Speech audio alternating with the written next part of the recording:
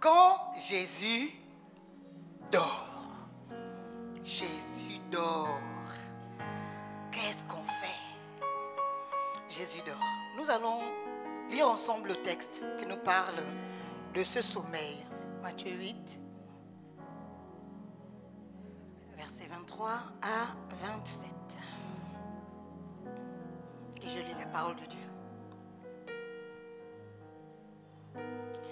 Il monta dans une barque et ses disciples le suivirent. Et voici, il s'éleva sur la mer une si grande tempête que la barque était couverte par les flots. Et lui, il dormait. Les disciples s'étant approchés le réveillèrent et dirent: Seigneur, sauve-nous, nous périssons. Il leur dit: pourquoi avez-vous peur, gens de peu de foi? Alors il se leva, menaça le vent et la mer, et il y eut un grand calme. Ces hommes furent saisis d'étonnement. Quel est celui-ci, disaient-ils, à qui obéissent même les vents et la mer? Nous avons lu le texte de Matthieu 8, verset 23, jusqu'au verset 27, et je voudrais nous emmener à comprendre un peu le contexte et qu'est-ce qui se passe. Je regarde l'heure. Voilà, on est bon. Où est Jésus lorsque l'histoire se passe? Jésus se trouve en Galilée. C'est bien parce que c'est un peu la suite de ce dont j'avais parlé la dernière fois. Jésus est dans la même contrée que lorsqu'il a fait le miracle précédent. Excusez-moi. Il est en Galilée, dans sa contrée, dans laquelle il a grandi. Et dans laquelle un autre apôtre a grandi. Je vous avais dit la dernière fois, c'était l'apôtre Pierre. Voilà, merci Elema. L'apôtre Pierre. Il se trouve là, et quel est l'événement principal de notre texte? L'événement principal de notre texte est une tempête qui advient lors de la traversée de la mer de Galilée, encore appelée le lac de Tibériade. Quand j'étais à Jérusalem, j'étais sur le lac de Tibériade, je voulais un peu de mouvement. Rien. Le lac de Tibériade a changé. C'est pas possible. Quelles sont les personnes impliquées dans l'histoire? Par ordre d'arrivée, nous avons Jésus. C'est Jésus qui dit d'aller dans d'autres versions, dans la version de Marc. Dieu dit à ses disciples: allons de l'autre bord. Donc il monte dans la barque et les disciples le suivent. Donc le premier personnage qui apparaît dans l'histoire, c'est Jésus. Ensuite, nous avons les disciples, ses disciples qui le suivent. Et nous avons un personnage que je décide d'appeler personnage parce que ces personnages ont été personnifiés. Il s'agit ici de la mer et du vent. Pourquoi je dis que la mer et le vent ont été personnifiés? Parce que Dieu leur a parlé, ils ont écouté et ils se sont exécutés. Donc pour moi, ce sont des personnages à part entière de cette histoire. Je voudrais également définir la tempête. Si je demande à quelqu'un de définir la tempête, vous allez sûrement vous parler de la pluie. Eh bien, c'est faux. Parce que je pense la même chose. Je pensais qu'une tempête était obligatoirement liée à une pluie. Mais la tempête est une violente perturbation atmosphérique. Qui se manifeste par des vents rapides qui soufflent en rafales, souvent accompagnés d'orages.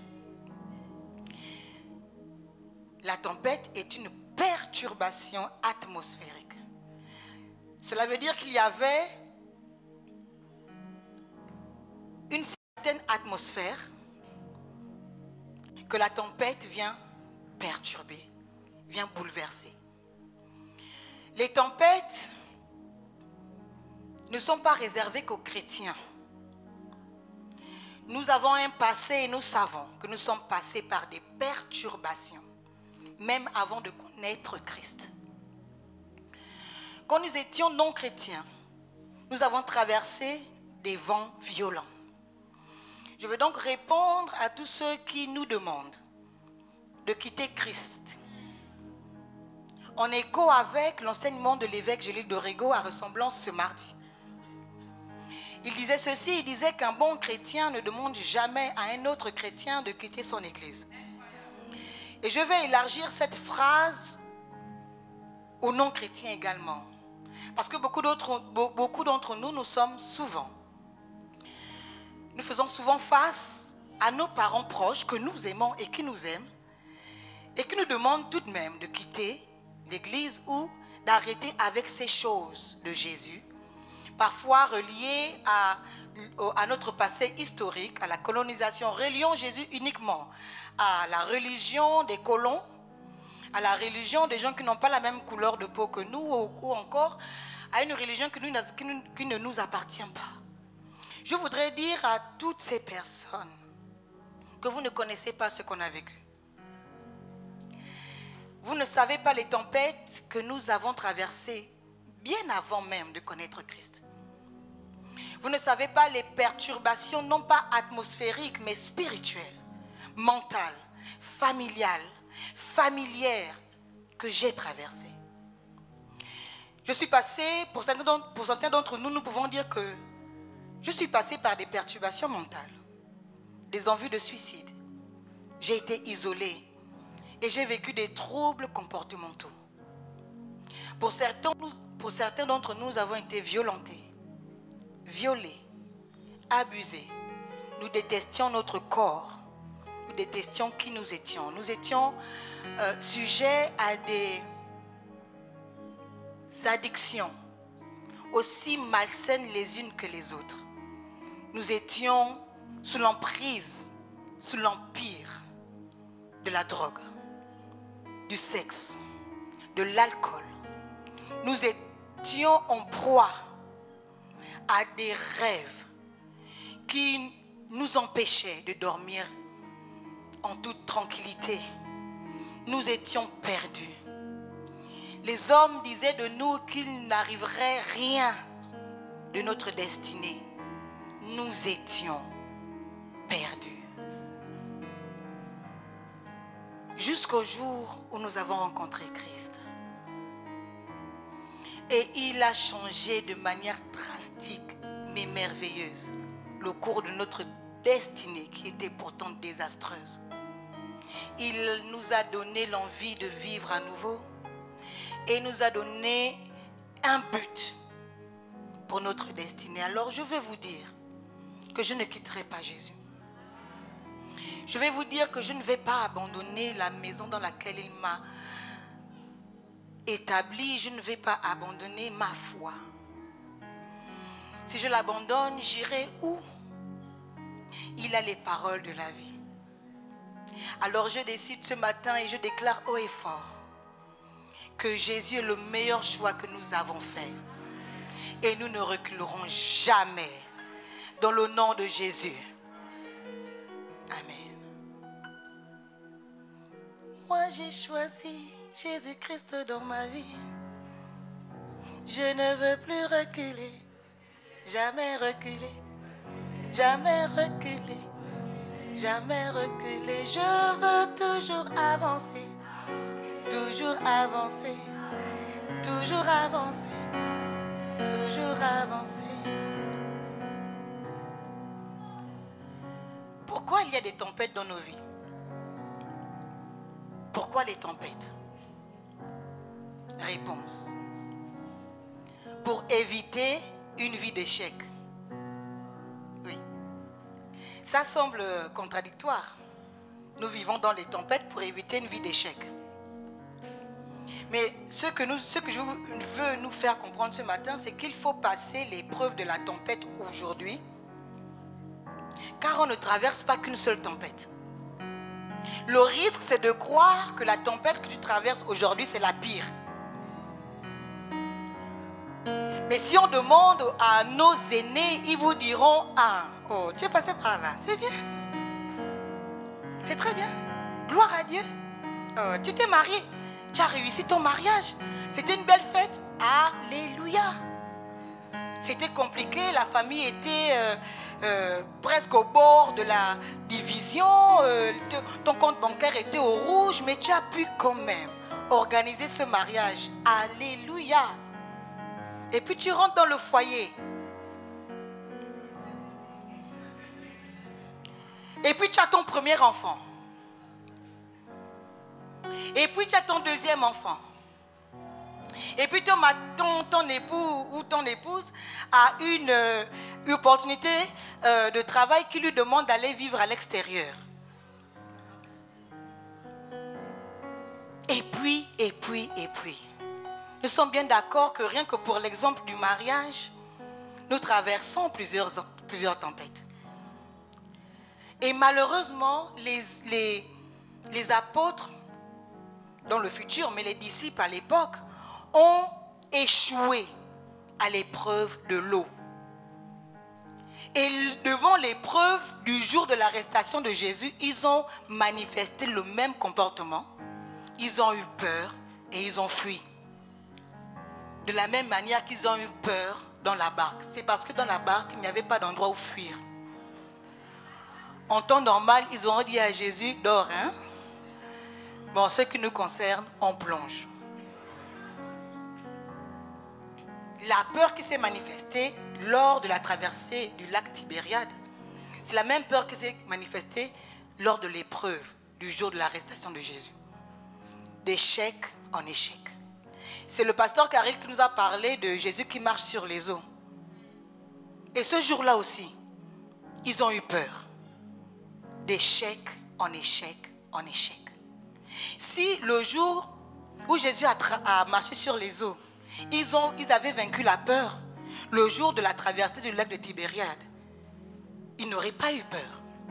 Parce qu'ils savaient qui était avec eux. Mais le problème, c'est qu'ils sont passés d'échec en échec. Donc la tempête est là pour t'éviter de vivre une vie d'échec. Nous le comprendrons mieux par la suite. La peur des disciples est tellement désastreuse que le Saint-Esprit est obligé de descendre sur eux. S'ils n'avaient pas vaincu la peur, nous ne serions pas là aujourd'hui à parler d'église. Si Pierre n'avait pas vaincu sa peur, nous ne serions pas là aujourd'hui à parler d'église. Acte 1 au verset 4. S'il te plaît, elle n'est pas là. Merci, pasteur.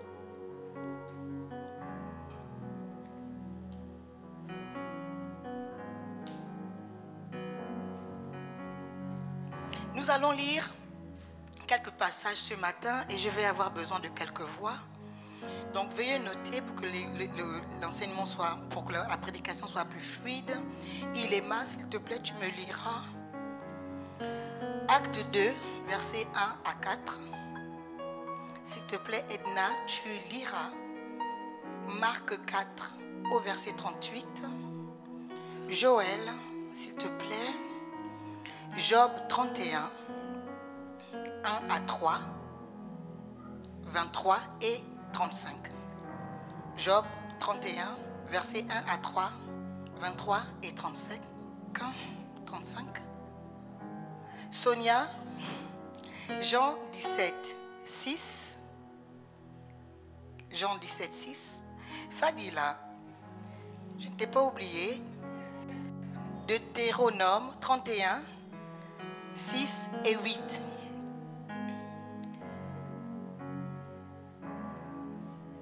Wilma.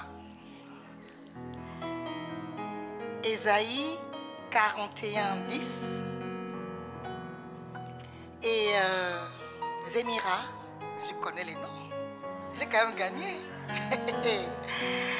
Psaume 23 au verset 4. C'est tout. Voilà, on va s'arrêter là. Pour l'instant, s'il te plaît, Iléma, acte 2, versets 1 à 4. Je lis la parole de Dieu. Le jour de la Pentecôte, ils étaient tous ensemble dans le même lieu. Tout à coup, il vint du ciel un bruit comme celui d'un vent impétueux, et il remplit toute la maison où ils étaient assis. Des langues semblables à des langues de feu leur apparurent, séparées les unes des autres, et se posèrent sur chacun d'eux. Et ils furent tous remplis du Saint-Esprit et se mirent à parler en d'autres langues, selon que l'Esprit leur donnait de s'exprimer. Alléluia. Ce jour-là, les apôtres ont passé l'examen de la peur. Ce qui a permis à Pierre de se lever devant 3000 personnes et de parler de la part de Jésus avec assurance, autorité. Il va jusqu'au point de dire aux Israélites, ce Jésus que vous avez tué, il a passé l'épreuve de la Pentecôte. Je veux dire à quelqu'un que les épreuves te permettront de te tenir un jour dans des endroits où tu ne t'imaginais même pas.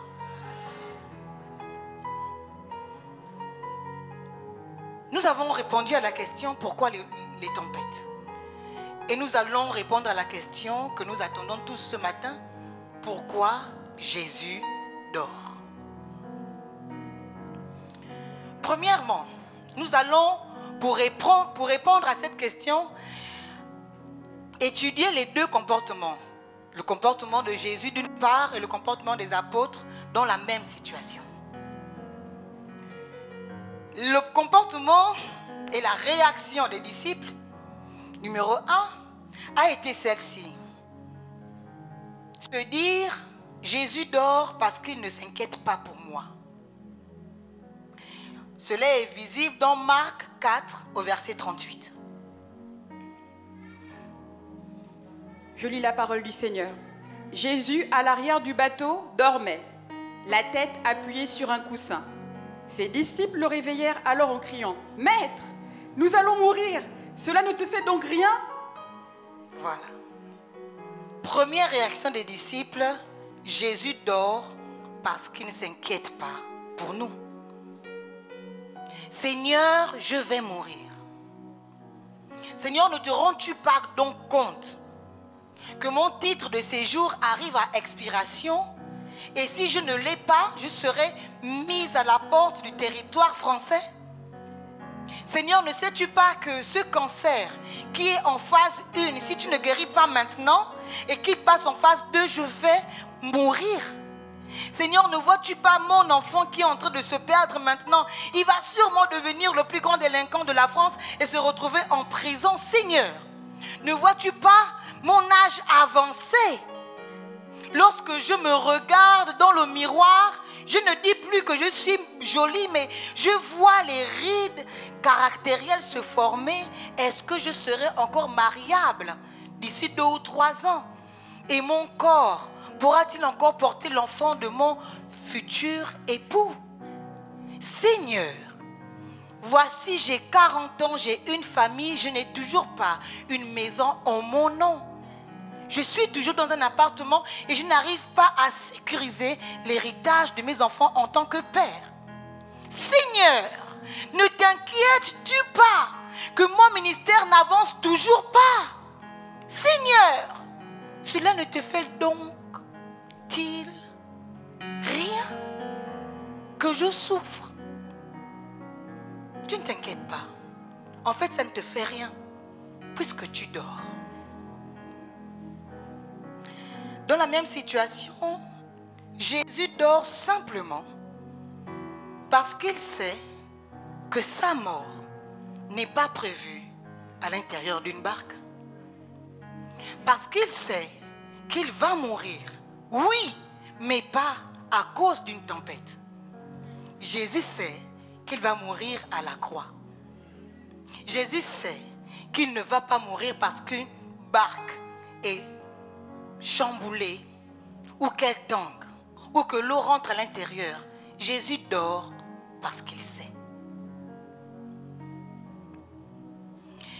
Par cette phrase, nous pouvons comprendre aussi que les disciples disent à Jésus, tu ne t'inquiètes pas.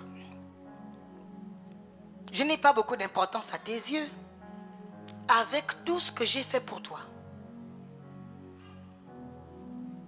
Ce sont des prières que nous faisons.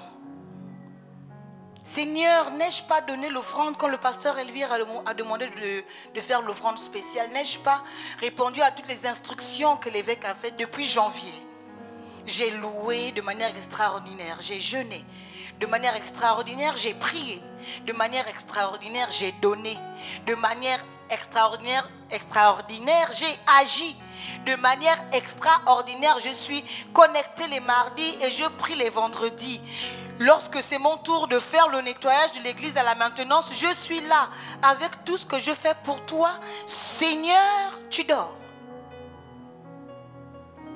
Sincèrement, tu crois vraiment que c'est le moment de dormir? Pourtant, moi, je n'arrête pas. Job 31, 1, 3, 23 et 35. Je lis la parole, Job 31, versets 1 à 3. J'avais fait un pacte avec mes yeux et je n'aurais pas arrêté mes regards sur une vierge. Quelle part Dieu m'eût-il réservé d'en haut? Quel héritage le Tout-Puissant m'eût-il envoyé des cieux? La ruine n'est-elle pas pour le méchant et le malheur pour ceux qui commettent l'iniquité? Verset 23. Car les châtiments de Dieu m'épouvantent et je ne puis rien devant sa majesté. Verset 35. Oh, qui me fera trouver quelqu'un qui m'écoute? Voilà ma défense toute signée. Que le Tout-Puissant me réponde. Qui me donnera la plainte écrite par mon adversaire? Qui va parler en ma faveur? Parce que l'Éternel est grand. Qui va plaider pour moi? Au-dessus de lui, il n'y a personne. Et il me fait passer par la souffrance. Qui? Si c'était le diable, au nom de Jésus, je le taille en pièces. Mais là, c'est Jésus qui s'en prend à moi. Il ne fait rien. Il dort. Je sais qu'il y a beaucoup d'entre nous qui font ces prières. Vous ne le dites pas peut-être de manière courageuse devant l'Éternel, mais vous n'en pensez pas moins. Mais le Dieu qu'on sert regarde au cœur. Seigneur, j'ai fait, et toi tu dors. Mais Jésus dort. Parce qu'il savait qu'il ne perdrait aucun de ceux qui lui avaient été confiés. L'un des textes que je peux dire, parce que c'est la parole de Dieu, que j'adore dans la Bible et qui me donne à chaque fois des larmes, c'est la prière sacerdotale. Cette portion de la Bible est pour moi merveilleuse. Et nous allons lire une portion dans Jean 17 au verset 6. C'est Jésus qui parle à son Père.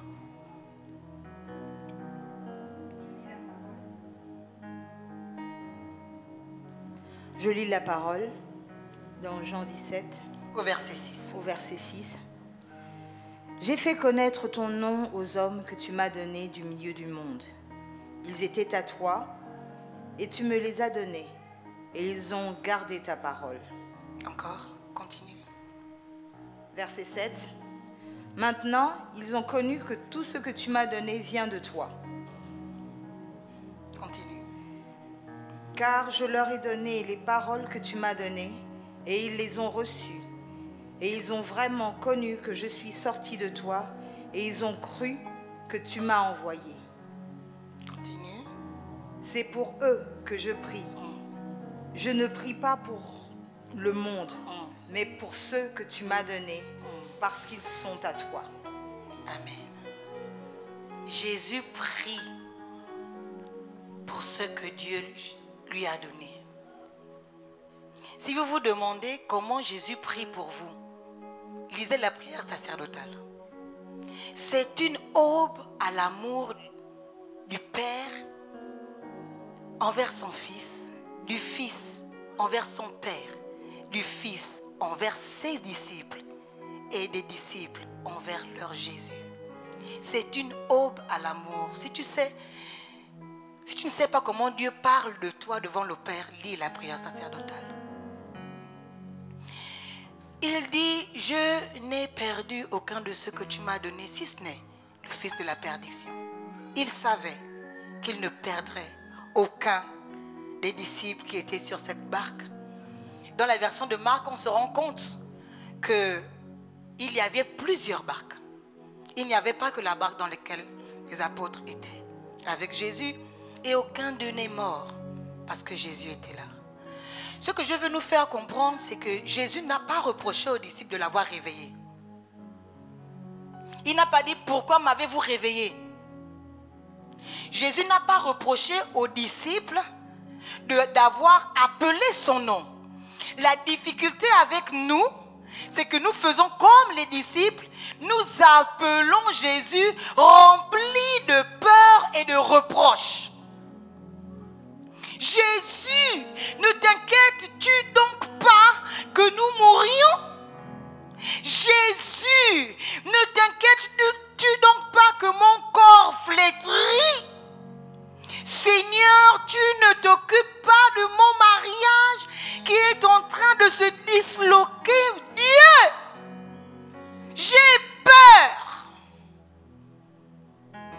Dieu, j'ai peur. J'ai peur pour mes enfants. J'ai peur pour mon ministère. J'ai peur pour ma santé. J'ai peur pour mes finances. J'ai peur pour mon travail. J'ai peur pour mon alternance. J'ai peur, j'ai peur, j'ai peur. Nous ne disons pas, Dieu, tu es tout puissant. En ta présence, je ne craindrai donc rien. Qui est au-dessus de toi? Tu as créé toutes choses.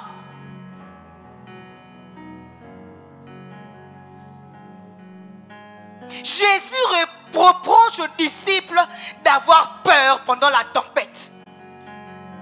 Et Dieu te reproche ce matin d'avoir peur pendant la tempête. Parce qu'il sait qui il est. Et il estime qu'après avoir ressuscité un mort, après avoir guéri la mère de Pierre de la fièvre, après avoir redonné la vue aux muets, après avoir guéri la femme à la perte de sang, vous étiez censé savoir que Dieu peut aussi gérer ce problème. Depuis 6 semaines, nous voyons des témoignages, semaine après semaine, différents les uns des autres, montrant une facette différente du Dieu que nous servons. Pourtant, nous sommes encore, comme nous n'avons pas encore vu notre problème relayé de manière exacte, nous pensons que Dieu ne va pas faire. Et c'est là où j'arrive au 3e point de mon message ce soir. Qu'est-ce que Dieu attend de nous pendant la tempête? La première chose, c'est que nous puissions valoriser sa présence. Jésus n'était pas en dehors de la barque.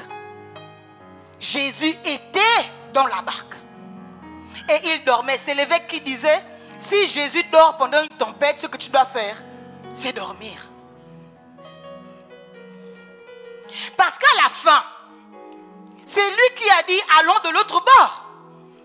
Pour une fois, ce n'était pas l'idée des disciples. C'est lui qui a dit, montons dans la barque et allons de l'autre bord. Donc quand l'instigateur du voyage dort, si le pilote dort, on dort. Là où l'avion nous emmène, l'avion nous emmène. Mais s'il dort, c'est que le pilotage automatique est sûr.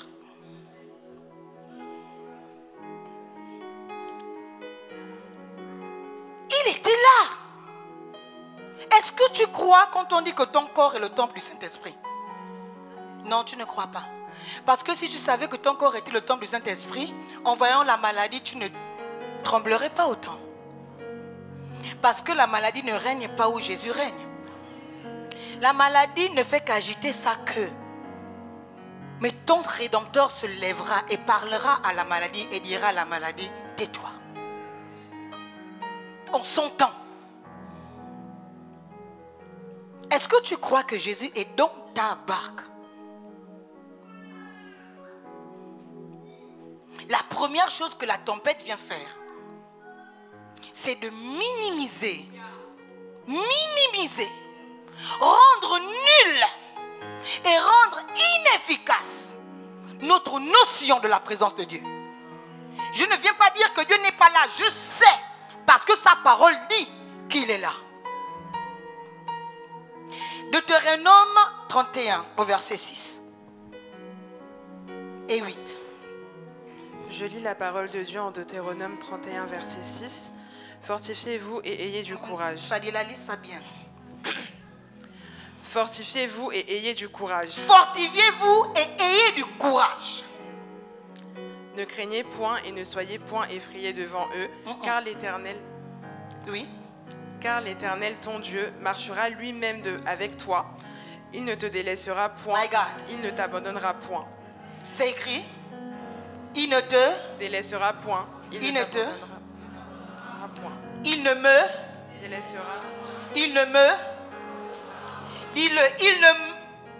il ne me délaissera point. Il ne m'abandonnera point. Tu as lu le verset 8? Lis, maman. Verset 8. L'Éternel marchera lui-même devant toi. Il sera lui-même avec toi. Il ne te délaissera point. Il ne t'abandonnera point. Ne crains point et ne t'effraie point. My God. Le verset. Il ne m'abandonnera point. Il ne me délaissera point. Il marchera devant moi. Il ne me laissera point. Il marchera derrière moi. Il ne me délaissera point. Il sera là dans le trouble. Il ne me délaissera point. Il sera toujours avec moi. Il ne me délaissera point. C'est écrit. Ce matin, je décide qu'on lise la Bible. Parce que quand on vous parle, vous ne comprenez pas. On va lire dans... On va lire. Lis. Je ne sais plus qui a donné. Tiens, lis. Ésaïe 41, verset 10. Ne crains rien car je suis avec toi. Ne promène pas de regard inquiet car je suis ton Dieu. My God. Je te fortifie, je viens à ton secours. Je te soutiens de ma droite triomphante. Psaume 23, Reba Sakata, au verset 4. Psaume 23 au verset 4. Quand je marche dans la vallée de l'ombre et de la mort, Ah. je ne crains aucun mal, car tu es avec moi. Yeah. Ta houlette et ton bâton me rassurent. My God. De lire encore. De lire encore. Lis, maman. Quand je marche dans la vallée de l'ombre et de la mort, je ne crains aucun mal, car tu es avec moi. Ta houlette et ton bâton me rassurent. Amen. Je peux vous redonner les versets? Parce que je sais que quand on va finir de manger les pains de Marlène, on va oublier quand la tempête viendra. Je vous donne les versets, ça peut nous aider. Deutéronome 31, 6 et 7. Psaume 23, 4. Ésaïe 41, 10. J'ajoute Josué 1 au verset 9. Et j'ajoute 1 Corinthiens 10, 13. S'il te plaît, le jour où tu veux encore accuser Dieu de ne rien faire, souviens-toi des versets-là. Parce qu'il veille sur sa parole pour l'accomplir. Et ça, c'est sa parole. Je disais à une sœur, mets Dieu en face de la chose devant laquelle il ne sommeille ni ne dort. Il veille sur sa parole pour l'accomplir. La deuxième chose que la tempête vient faire, la tempête vient détruire la notion du sacrifice. Et Dieu attend de nous que nous maintenions notre standard du sacrifice.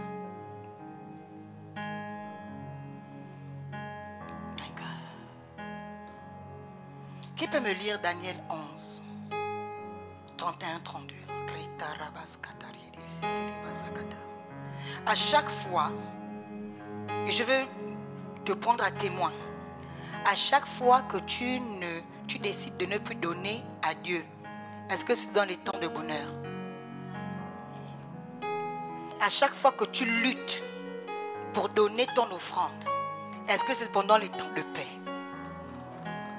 À chaque fois que tu te bats avec le service, que tu commences à dire tous les jours c'est moi qui chante, tous les jours c'est moi qui chante, tu as des problèmes à la maison. Soyons, c'est pas le fait de chanter. Tu as toujours chanté. Tu as toujours l'idée, tu as toujours adoré. Le moment où tu commences à remettre en question le fait que c'est toi qui sois toujours de service, interroge ta vie. Est-ce qu'il n'y a pas un vent qui souffle? Est-ce qu'il n'y a pas une perturbation? Daniel 11, 31, 32, s'il vous plaît.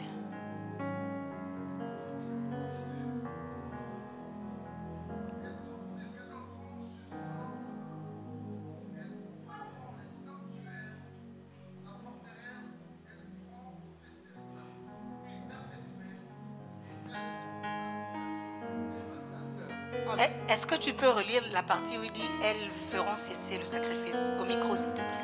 Elles feront cesser les sacrifices perpétuels et dresseront l'abomination du dévastateur. Voilà. Amen. Amen. À chaque fois que tu ne veux plus sacrifier, c'est que tu traverses une tempête. À chaque fois que tu ne veux plus te donner et que tu commences à murmurer, c'est que tu traverses une tempête. Et Dieu attend de toi que pendant la tempête, tu maintiennes ta notion de sacrifice. Et le premier sacrifice, ce n'est pas l'argent. Le premier sacrifice, c'est toi. Quand tu es tout à fait et tout entier en Christ, tout ce qui t'appartient, tu le donnes. Du moment où tu commences à bouder, à rechigner, c'est que ton cœur n'est plus tout entier. Ce n'est pas parce que tu viens tous les jours à l'église, ton cœur n'est plus tout entier. Ce n'est pas parce que tu fais ce que tu dois faire à ton poste, ton cœur n'est plus tout entier.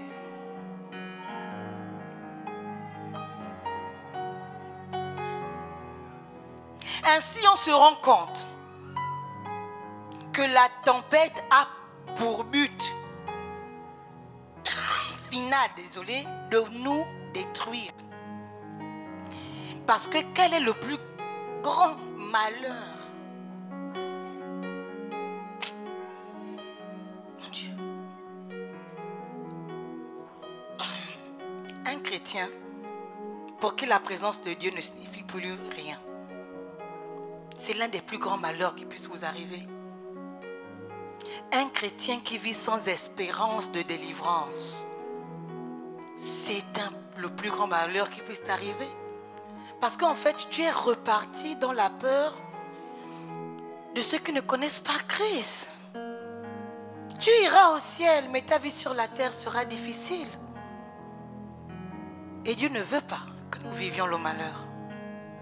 C'est la raison pour laquelle la tempête ne doit pas durer. Une tempête, le pasteur Elvire disait la semaine dernière que le désert est un lieu de passage. Vous vous souvenez? Le désert est un lieu de passage. Mais la tempête n'est pas un lieu. La tempête est un événement. Et l'événement par lequel tu passes n'était pas censé durer. Tu sais pourquoi elle a duré? Parce que tu as eu peur. La tempête s'est arrêtée dès qu'ils se sont rendus compte qu'en fait, on est en train de couper, on est en train de crier, mais en fait, il y a Jésus.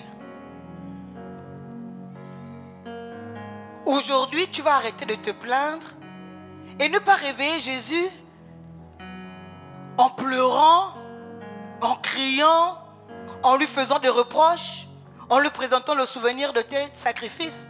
Mais tu vas crier à Jésus dans l'espérance qu'il a le pouvoir de calmer la tempête.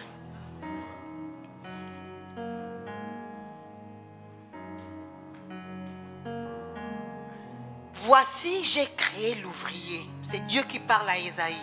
Un verset qu'on connaît très bien, mais dont on ne connaît pas le verset précédent. Voici, j'ai créé l'ouvrier qui souffle le charbon au feu et qui fabrique une arme pour son travail. My God. Mais j'ai créé aussi le destructeur pour la briser. Tu peux monter s'il te plaît, Keren?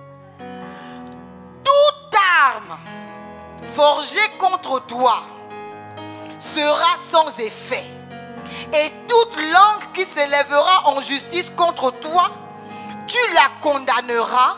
Tel est l'héritage des serviteurs de l'Éternel.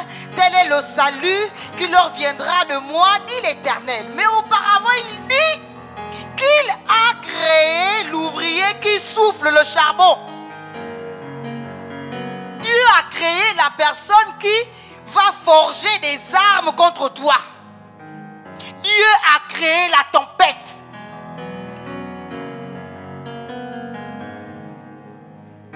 Mais gloire soit rendue à Dieu parce qu'il dit, j'ai aussi créé le destructeur pour le briser.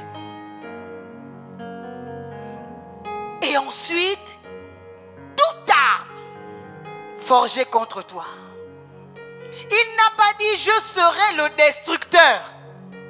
Il a dit, j'ai aussi créé le destructeur. Et tu es le destructeur ce matin. Tu es celui qui va détruire cette arme qui s'est levée contre toi. Parce que cette tempête n'était pas censée durer. Traverser le lac de Tibériade, ça prend à peine 30 minutes aujourd'hui. Mais lorsque la tempête se lève, il y a cette capacité à tourner en rond, à pleurer, à crier, à se plaindre. Mais ce matin, provider invité, nous décidons d'être les destructeurs de tempêtes. Nous décidons que nous allons parler parce que nous avons Jésus à l'intérieur de nous. Nous avons scandé son nom ce matin et ce nom nous a été donné. Et nous allons en tant que fils et filles ce matin nous lever devant la tempête et dire peace be still, calme-toi. Calme-toi tempête parce que nous devons aller de l'autre bord. Ce matin, tu vas quitter de la dimension de l'effrayé afin que la peur change de camp. Ce n'est plus toi qui auras peur pour ta famille, c'est le diable qui aura peur de venir attaquer ta famille. Ce n'est plus toi qui auras peur de te retrouver dans le rouge, mais c'est le rouge et le démon de sécheresse qui aura peur de venir toucher et de s'en prendre à tes finances. Qui va être le destructeur ce matin? Non plus la personne qui subit l'attaque, mais la personne qui attaque. Ce matin, pendant la tempête, Dieu attend de nous que nous soyons conscients de sa présence, mais aussi conscients de sa puissance qui nous a été donnée. Pendant qu'il dort, il s'attend à ce que les disciples se lèvent devant la tempête et disent calme-toi. Le maître a donné un ordre. Nous allons de l'autre bord. Lorsque les disciples ont prié, les chantres pouvaient monter. Lorsque les disciples ont prié, ont crié à Jésus, ils ont crié d'une même voix.